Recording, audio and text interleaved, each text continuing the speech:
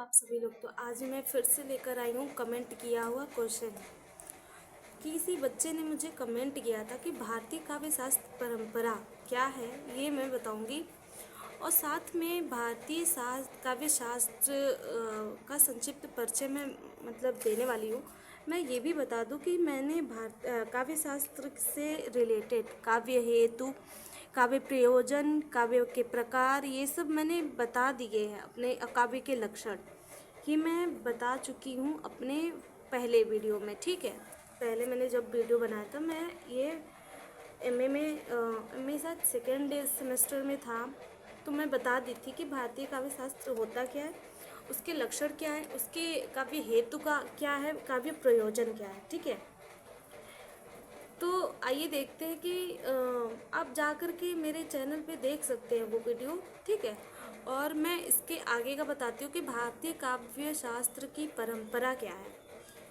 तो सबसे पहले मैं थोड़ा सा मैं बताना चाहती हूँ कि काव्य क्या है। ठीक है, कवि ने अपने मन के सौंदर्य बोध के लिए काव्य, रस और अलंकार जैसे कलात्मक उपादानों की परिकल्पना आरंभ से ही की है। ठीक है, काव्य कवि मन के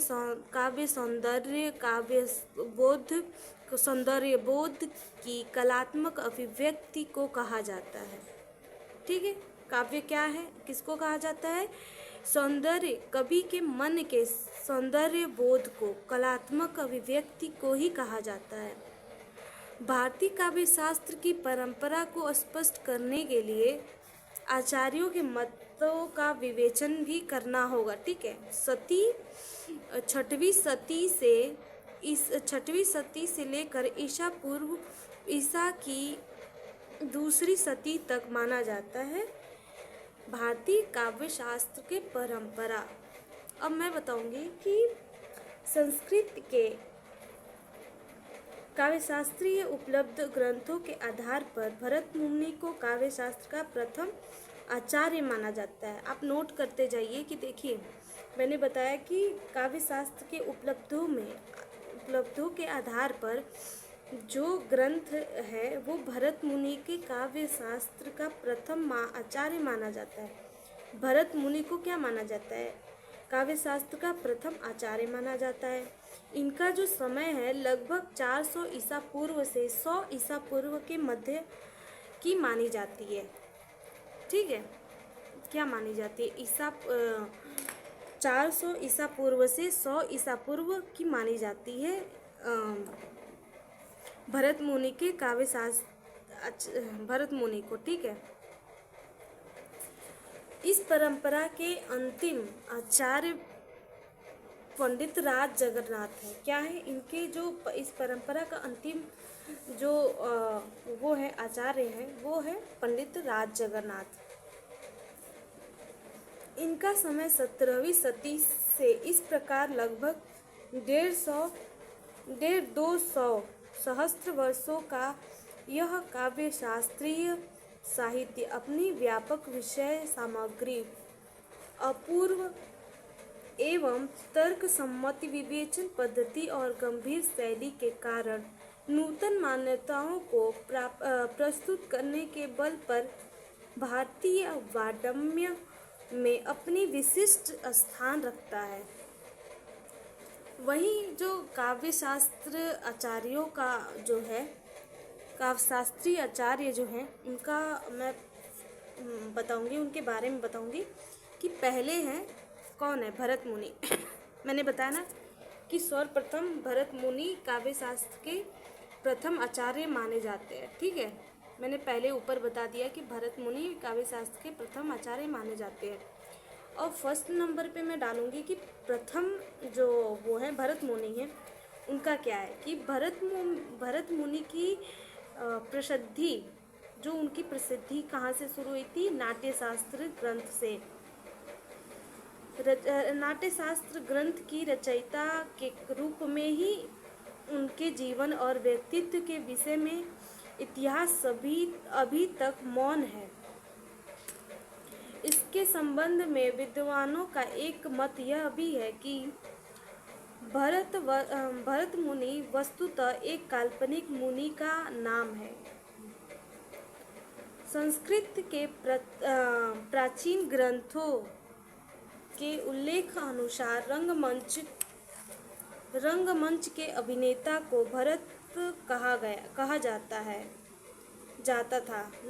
नाट्य विधान के जो तत्व समय समय पर निर्मित होते चले गए, उनका जो समग्र संग्रह भरत के नाम पर कर दिया गया। इस ग्रंथ का संग्रह काल दूसरी शती ईसा पूर्व और तीसरी शती के बीच माना जाता है। जो भरत मुनि का काल संग्रह है वो दूसरी शती से तीसरी शती तक माना जाता है, के बीच में माना जाता है। नाट्य शास्त्र की उपलब्धि नाट्यशाला विभिन्न प्रकार के विनिमय नाटकीय संधियाँ संगीत शास्त्रीय सिद्धांत आदि इनके प्रमुख विषय हैं। इनके अतिरिक्त 6वें 7वें और 17वें अध्याय में काव्यशास्त्रीय अंगों का रस, गुण, दोष, अलंकार तथा छंद का निरूपण हुआ है। जो ये भरत मुनि है वो अपने अध्याय में काव्यशास्त्रीय अंगों का जो रस है, मतलब अंग है, काव्यशास्त्र का जो अंग है वो है रस, गुण, दोष, अलंकार तथा छंद का निरूपण किया है। इनके जो ग्रंथ है उसमें नायक नायिका भेद का भी इस ग्रंथ में निरूपण हुआ है। ठीक है। दूसरे है भामा। ठीक है। भामा के क्या है कि भामा कश्मीर निवासी कहे जाते हैं। इनका जीवन काल छठी शती से ईसा पूर्व के मध्य काल में माना गया है।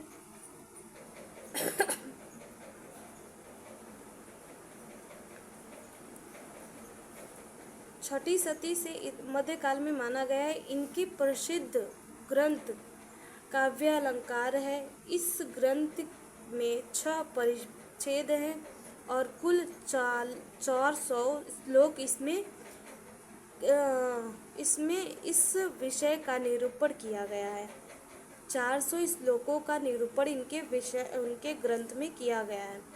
काव्य शरीर, अलंकार, दोष, न्याय, निर्णय और शब्द शुद्धि इनके काव्य ग्रंथ में पाया जाता है। ठीक है।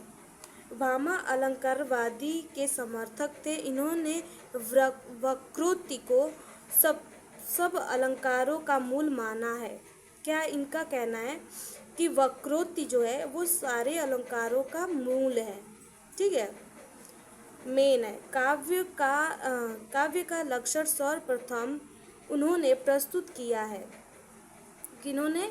भामा ने 10 के स्थान पर 3 काव्य गुणों की स्वीकृति भी उन्होंने सर्वप्रथम की है। इस ग्रंथों की महत्व का प्रमाण इससे भी ज्ञात होता है कि उद्भट और उदयभट्ट और आचार्य भामा ने के विवरण नाम से इसके ग्रंथ पर भविष्य लिखा था। ठीक है।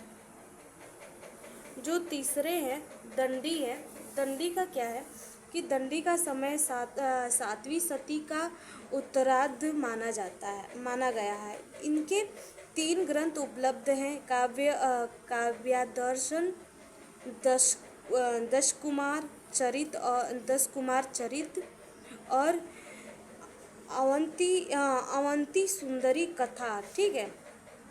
प्रथम ग्रंथ काव्यशास्त्र विषयक है और शेष दो ग्रंथ काव्य है। ठीक है। काव्य दर्श के 3 परिच्छेद हैं और श्लोक की कुल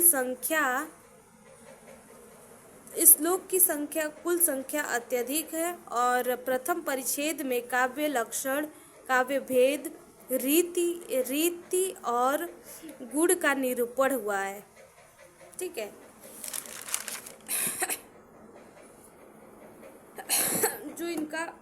जो तीसरे हैं, चौथे हैं जो उदय भट्ट है। उदय भट्ट कश्मीर राजा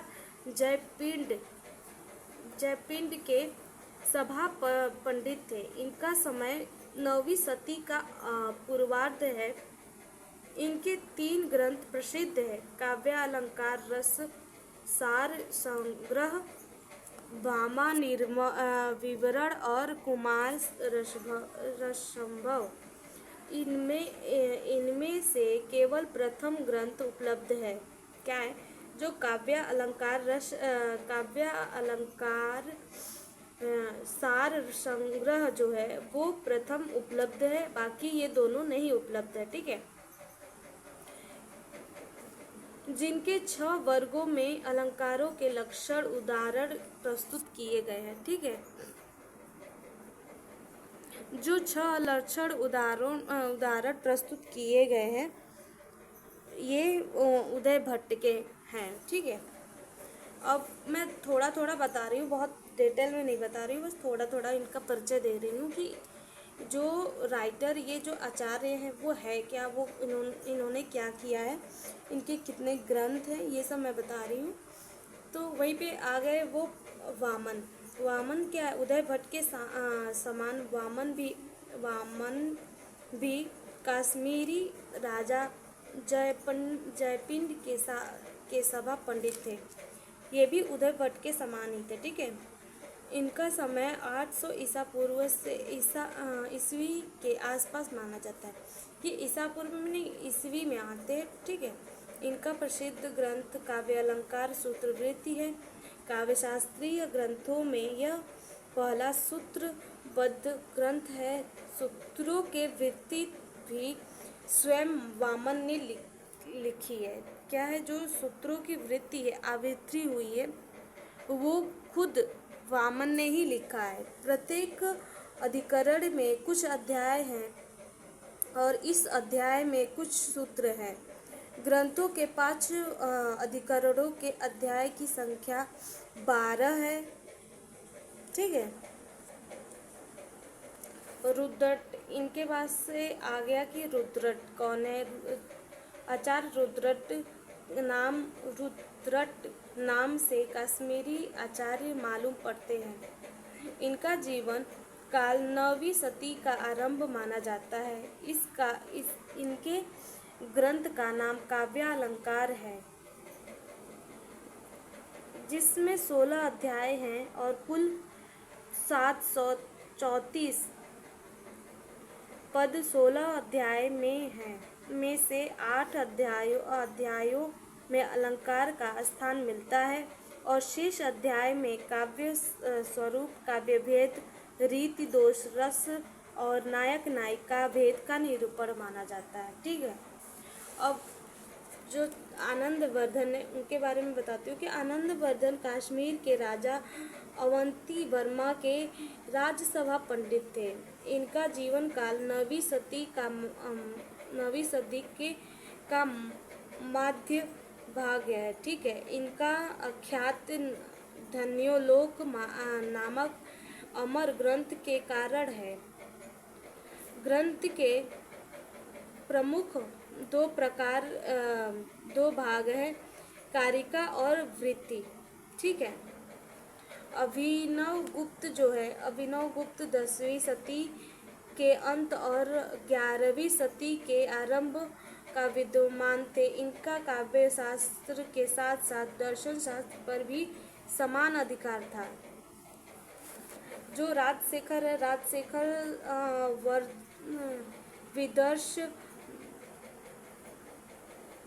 विदर्श मतलब बरार जो होते हैं के निवासी थे और कन्नौज के प्रतिहार वंशी महेंद्र पाल और महीपाल के राजगुरु थे। इनका जीवन काल 10वीं सदी का प्रथमार्ध माना जाता है। ठीक है।